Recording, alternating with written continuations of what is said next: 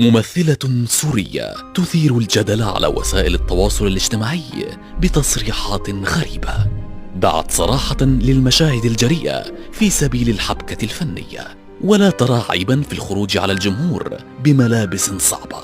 ماذا قالت؟ ولماذا تفكر في اعتزال الفن؟ معطلة ممثلة ومطربة سورية من مواليد بلدة دير عطية التي تبعد حوالي ساعة عن دمشق. والدها كان يعمل مدرسا للموسيقى، عاشت في سوريا وأنهت دراسة الشهادة الثانوية الفنية هناك، ثم التحقت بالمعهد العالي للفنون المسرحية بدمشق. بدأت عطلة الغناء في الحفلات القومية لكي توفر مصاريف الدراسة، وكان أستاذها بالمعهد الفنان السوري الكبير جمال سليمان، والذي كان يعتبرها إحدى طالباته المفضلات. وأثناء دراستها بالمعهد وهي في السنة الثالثة قدمت مسرحية من الأدب الروسي اسمها الحضيض، وكانت